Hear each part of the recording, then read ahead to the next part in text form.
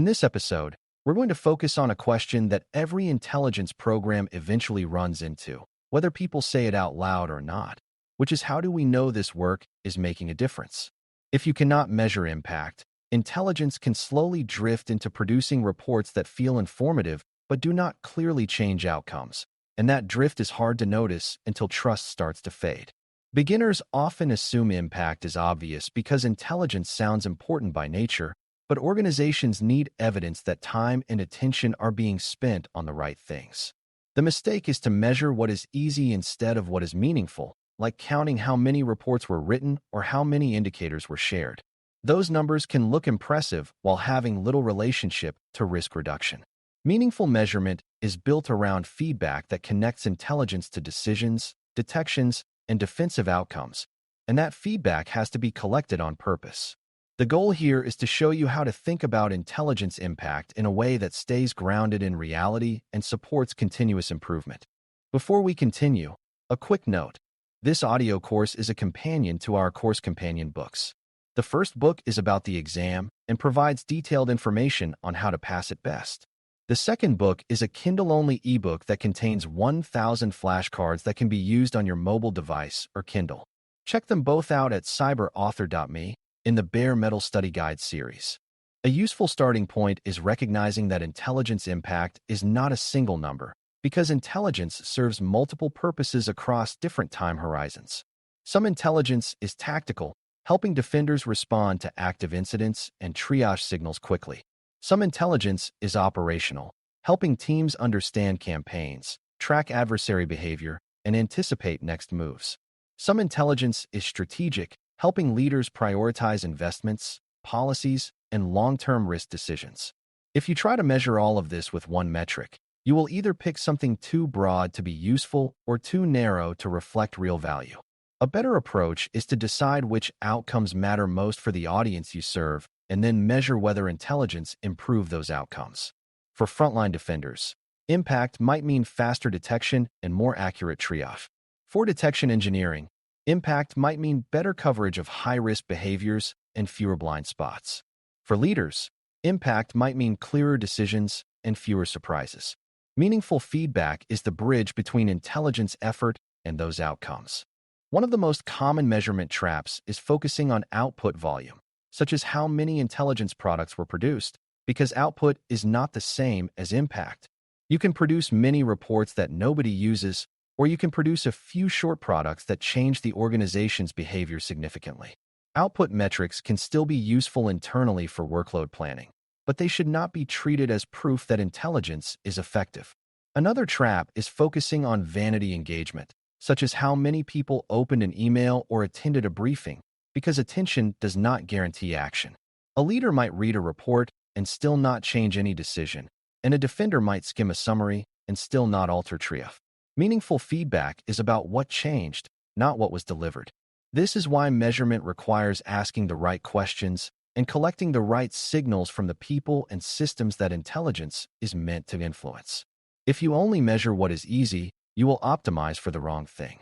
A more meaningful way to think about impact is to connect intelligence to a chain of outcomes, where each link can be observed and improved.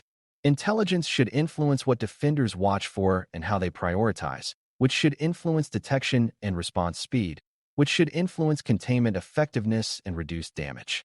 Intelligence should also influence what detection engineering builds, which should influence what is detected early, which should influence reduced dwell time. Intelligence can influence leadership decisions, which should influence investment and controls, which should influence fewer successful intrusions over time. Not every incident will show all links, but the chain gives you a way to ask where intelligence is working and where it is not being adopted. For example, if intelligence products are good but detections are not changing, the problem may be translation or engineering capacity rather than analysis quality. If detections are changing but response is still slow, the problem may be processes and staffing rather than intelligence content. This chain thinking helps you measure impact without blaming intelligence for every organizational weakness.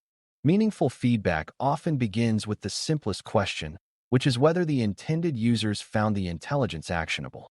Actionable does not mean interesting, and it does not mean accurate in a vacuum, because it means it helped someone do something. For a defender, actionable might mean the intelligence helped them triage and alert correctly, choose the right scoping approach, or anticipate an adversary's next move. For a detection engineer, actionable might mean the intelligence provided clear behavior patterns that could be translated into detection logic or logging requirements. For a leader, actionable might mean the intelligence clarified a decision, such as whether to accept disruption for containment or whether to allocate resources to a specific control improvement. To make this measurable, you need to request feedback in a way that is specific, such as asking what decision the intelligence influenced or what action it led to. If you ask generic questions like, "Was this helpful?" you will get vague answers that cannot guide improvement. Meaningful feedback is specific enough to lead to change in the next product. For frontline operational impact, a powerful measure is time-based, focusing on whether intelligence reduced the time between adversary activity and defensive awareness. Many organizations track time to detect and time to contain, and while intelligence is not the only factor, intelligence should contribute to improving these timelines. If intelligence led to improved detection logic or better hunting hypotheses, you might see suspicious activity being discovered earlier in the kill chain. If intelligence helped responders know what to look for, you might see faster scoping and less time spent chasing irrelevant anomalies. A practical measure is whether intelligence influenced where responders looked first and whether that choice led to finding key evidence sooner. Another measure is whether intelligence reduced rework, such as fewer false starts or fewer repeated investigations of the same behavior. Time-based measures matter because they connect directly to risk, since the longer an adversary operates, the more opportunity they have to escalate. Meaningful feedback here is often embedded in incident timelines and post-incident reviews. For detection engineering impact, a meaningful measure is whether intelligence requirements were answered more reliably over time. If intelligence identified a need to detect credential abuse early, you can measure whether detections now surface suspicious authentication patterns with better context and fewer misses. If intelligence identified a need to detect persistence establishment, you can measure whether persistence-related behaviors are being captured and alerted with improved precision. You can also measure detection quality by looking at true positive rates, false positive rates, and the workload burden created by new detections, because a detection that overwhelms defenders undermines impact. Another meaningful measure is coverage improvement, meaning whether previously blind behaviors are now observable due to logging improvements driven by intelligence. This is where feedback from detection engineers becomes critical, because they can say whether intelligence guidance was specific enough to build something and whether the resulting detection answered the intended question. Intelligence impact in detection is often visible as better questions being answerable at scale. For hunting impact, meaningful feedback is whether hunts guided by intelligence uncovered true positive activity, revealed meaningful gaps, or produced detection improvements that reduced the need for repeated manual searching. Hunting often produces mixed outcomes, and not finding an intrusion does not mean the hunt was wasted if it validated controls or exposed telemetry gaps. A useful measure is whether hunts refined hypotheses based on observed procedures in the environment and whether those refinements were fed back into intelligence products. Another measure is whether successful hunts led to durable detection logic that later caught similar behavior automatically.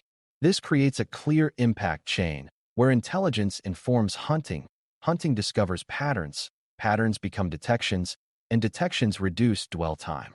Feedback from hunters is particularly valuable because hunters see where intelligence descriptions are too abstract or too disconnected from available telemetry. When hunting feedback is incorporated, intelligence becomes more grounded and more operational. This is meaningful because it keeps the program aligned with reality. For leadership impact, meaningful feedback is not how impressed leaders sounded, but whether leadership made a decision differently because of the intelligence. That can include approving disruptive containment actions, allocating budget to logging improvements, changing risk acceptance for certain exposures, or prioritizing a control initiative based on observed adversary behavior. Leaders may also use intelligence to decide how to communicate internally, how to coordinate with partners, or how to prioritize business continuity steps. A measure here can be whether intelligence products were referenced in decision meetings or whether recommended actions were adopted and tracked. You can also measure whether leaders felt they understood the situation well enough to act without repeated clarification requests, because that indicates the intelligence message was clear and decision-focused. This is where the quality of reporting from the previous episode matters, because decision-focused reports are easier to measure for impact. Leadership feedback should be captured in concrete terms, such as what decision was made and what intelligence element supported it. Another important concept is that meaningful feedback should include negative feedback signals, because sometimes the absence of adoption is the most instructive outcome. If defenders consistently ignore a type of intelligence product, you need to know why, such as timing, relevance, or difficulty of use. If detections built from intelligence create excessive noise, that feedback indicates that the behavior definition was too broad or the context enrichment was insufficient.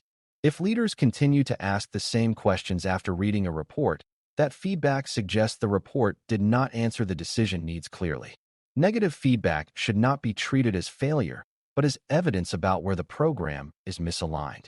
In fact, an intelligence program that never hears criticism is often not receiving honest feedback or is not connected closely enough to real work. The healthiest feedback culture treats critique as input, not as insult. When you can capture negative signals calmly, you can improve faster and avoid repeating the same mistakes.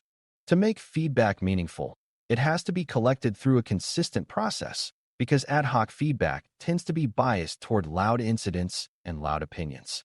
A structured approach might include short follow-ups after key incidents, regular check-ins with detection engineering, and periodic reviews with leadership stakeholders.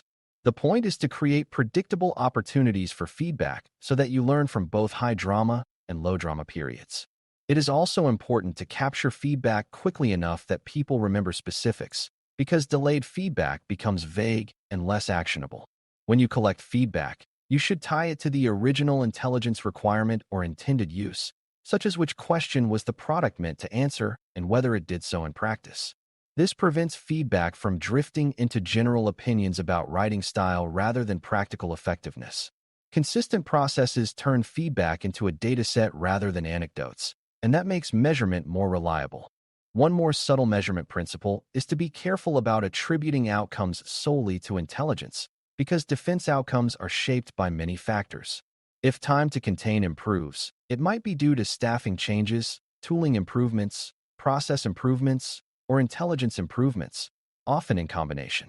Meaningful measurement, therefore, looks for contribution rather than sole causation, asking whether intelligence was a key enabler for a decision or action. You can also look for counterfactual hints, such as whether responders say they would not have looked in a particular area without the intelligence guidance. Another way is to compare similar incidents before and after a specific intelligence-driven detection improvement was implemented, looking for changes in detection timing and triage accuracy. The goal is not to claim credit for everything, but to understand where intelligence truly adds value so you can invest more there. Honest measurement increases trust because it avoids inflated claims.